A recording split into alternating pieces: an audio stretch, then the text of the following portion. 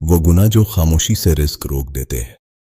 क्या कभी आपने सोचा है कि कुछ लोग बहुत मेहनत करते हैं लेकिन फिर भी रिस्क में बरकत नहीं आती।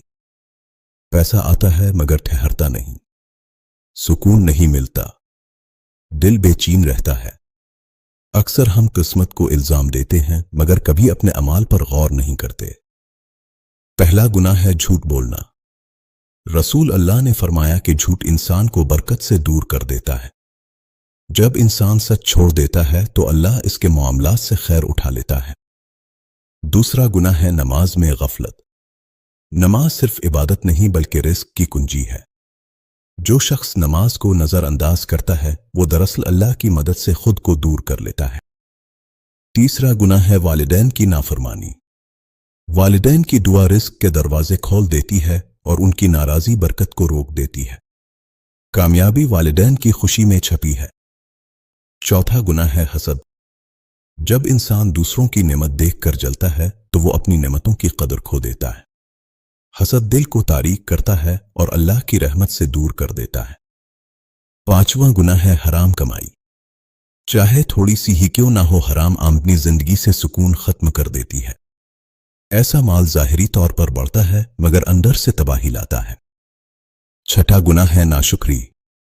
जब इंसान बार बार शिकायत करता है तो रिस्क की बरकत कम होने लगती है। अल्लाह फरमाता है कि अगर तुम शुक्र करोगे तो मैं नेमतें बढ़ाऊंगा।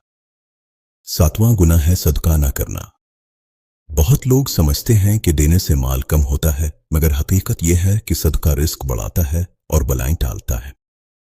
आठवां गुनाह है गुनाहों पर इसरार।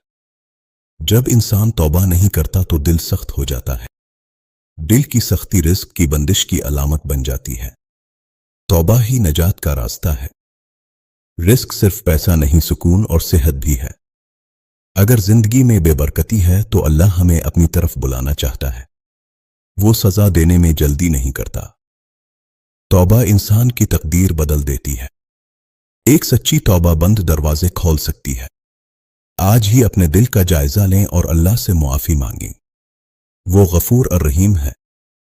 नमाज कायम करें, वालिदैन को खुश रखें, सदका दें और अल्लाह से ताल्लुक मजबूत करें। जब बंदा एक कदम अल्लाह की तरफ बढ़ता है तो रहमत के हजारों दरवाजे खिल जाते हैं। याद रखें, रिस्क आसमान से आता है और आसमान के दरवाजे गुनाहों से बंद और तौबा से खुलते हैं। अल्लाह से ताल्लुक मजबूत करें क्योंकि अल्लाह राजी हो जाए तो कमी भी बरकत बन जाती है।